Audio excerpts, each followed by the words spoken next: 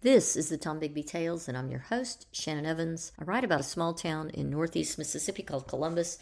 Sometimes I write about the rest of the state. This is episode 11 in the comprehensive investigative project I've been doing on the Columbus Housing Authority and some of its improprieties or at least questionable practices. This episode exposes deep-seated governance challenges within the Columbus Housing Authority and reveals a complex network of potential systemic failures that compromises its organizational integrity, financial accountability, and of course public trust. I'm going to uncover a peculiar board member who appears to be a long-standing fixture in the organization, who was appointed under a previous mayor's administration. Early in that administration's career, the woman's name is Greta Gardner, and she seems to occupy a unique position, signing critical documents for both the Housing Authority and a related nonprofit, yet she remains mysteriously inaccessible. So, who is Greta Gardner, and what role does she play in the Columbus Housing Authority and in its attached nonprofit? And why does she seem to be a perpetual board member, but yet you have no way of contacting her? Let's start with a profile of Miss Gardner.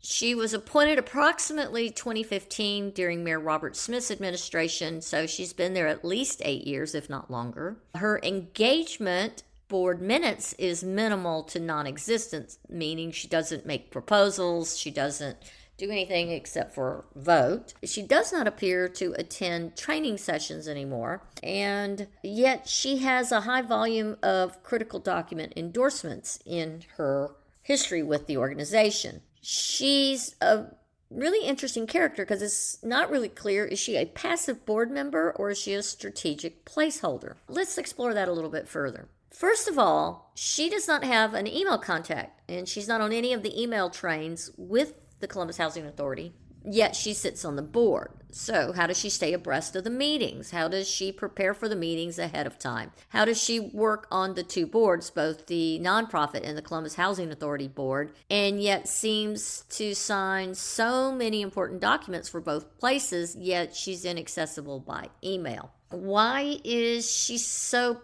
powerful, apparently? Or is she powerful? Her name is on deeds, checks, and loans incurred by the Housing Authority's nonprofit arm. So I have questions. Is she even still alive? Maybe she's dead. Maybe that's why she doesn't have an email address. Or is she a super senior entity who lives in our town and who's on the board and it gets to stay there until she kicks the bucket, and she's maybe just a pity placement at this time? Or is she just a yes man rubber stamper for the executive director, and so she's kept on the board to always vote yes to whatever he wants? Or maybe she's just there for the $40 they get per meeting and the free Harvey's steak dinners they get. I just don't know. How did Gardner manage to secure 2 loans for the nonprofit for more than $1 million?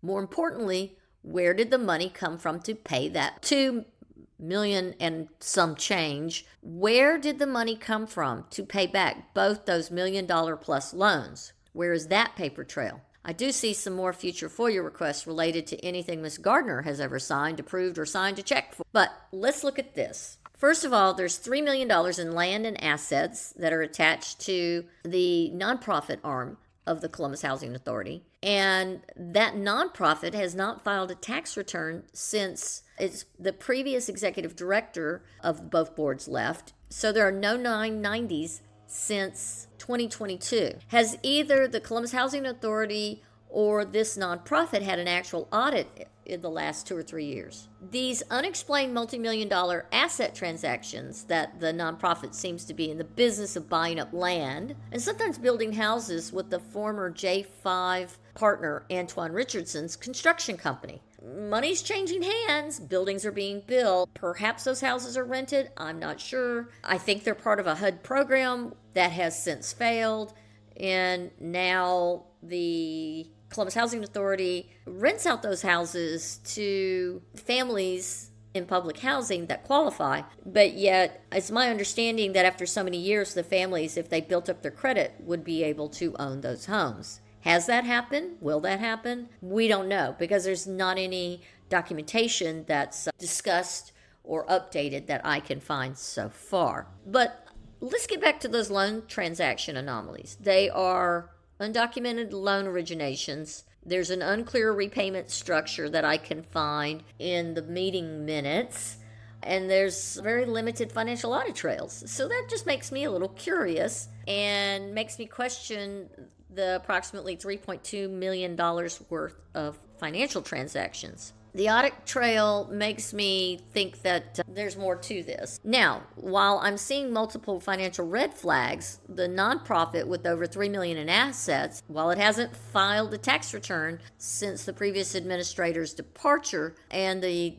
multi-million-dollar loans are secured without clear documentation trail, is there a connection of this and Rusty Walker? I've spoken of Rusty Walker before. He is the nebulous contracted advisor that the Columbus Housing Authority and the nonprofit use to help them navigate HUD, allegedly. And they pay him $4,295 a month. So, what is Greta's connection to Rusty Walker? It's not clear, and it will take more research and more FOIAs to address that. But since we're talking about Rusty, I want to revisit the first batch of emails related to the truck. And no, Greta's not attached to those because remember, she doesn't have an email. So how does Greta stay abreast of these developments?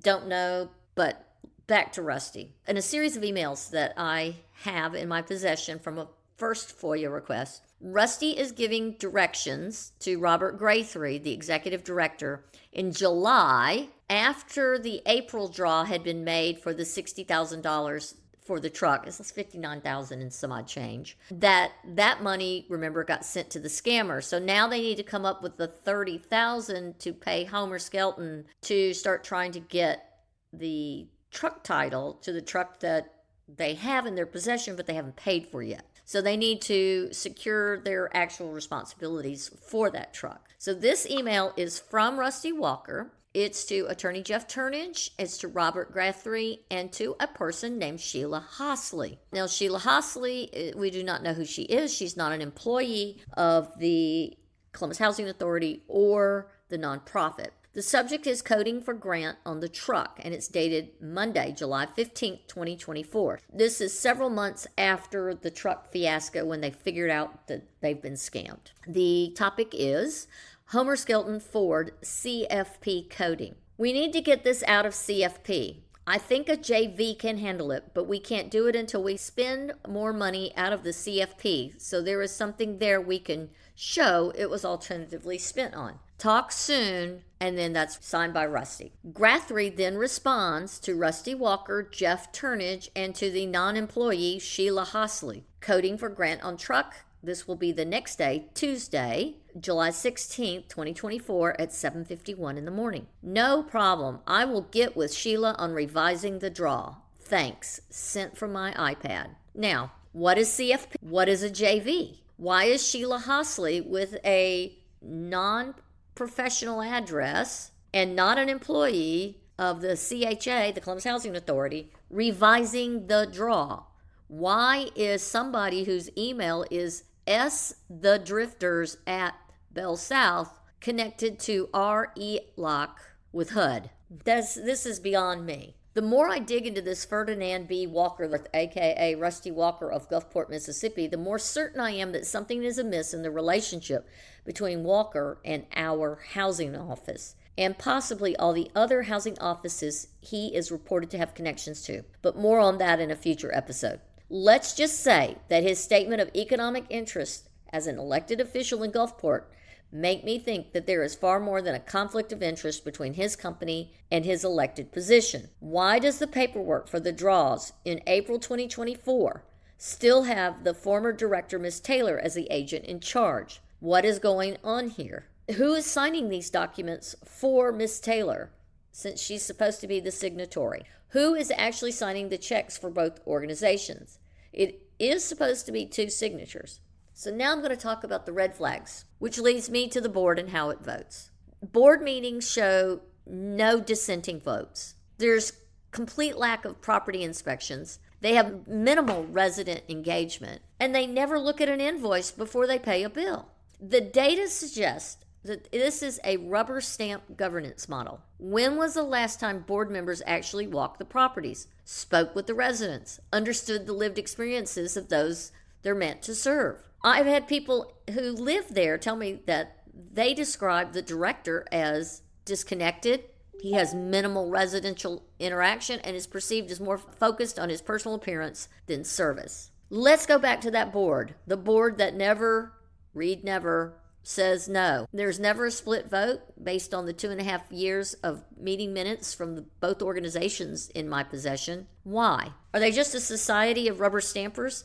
Why has the board never questioned any of the alleged work they signed the checks for? Has the current board walked any of the properties and talked to any of the residents? Do they even know what the facilities look like inside? Do they even know their residents? I've already been told that Mr. Graythree never visits. He certainly is not known like his predecessor, who was constantly on the properties and knew the residents by name. She is said to have made the residents feel like they mattered and were heard, where Mr. Graythree is said to be a ghost director who only walks around the office, quote, in his fancy pants and $200 shoes, driving a, quote, right expensive Mercedes. Not a good look in a service-related industry to those who are the most fragile financially in our community. I'm issuing a direct challenge to the current leadership. Walk the properties, meet the residents, join me, and talk with the people who live there. As a matter of fact, I invite Mayor Gaskin and all the city council members to join me on these walks. These are some of the most fragile members of our community,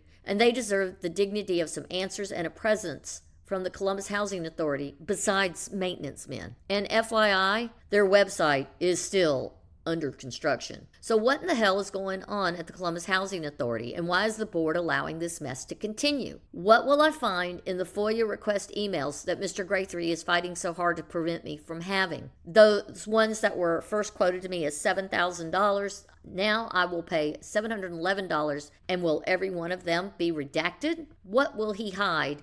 Emails? I'm sure there will be some things he'll just blatantly omit or forget. Will he include the attachments or omit those like he did on the first FOIA request? Why does this get worse and worse the more I dig? There needs to be a call for transparency. They need to have a comprehensive financial audit. They need to have a resident engagement protocol and impact assessment. They need public accountability mechanisms. They need an external governance review that is free and independent of any input from Rusty Walker or Robert Graythree or even the attorney. It needs to be truly an independent review. They need to have a comprehensive transaction review forensic financial audit from an external auditor hired with no connection to Mr. Graythree, the board's attorney, and most especially no connection to Mr. Walker. Look, this isn't about one housing authority. It's about the fundamental promise of public service. Transparency, accountability, and a community that genuinely cares. Until next time, this is the Tom Bigby Tales, and I'm Shannon Evans.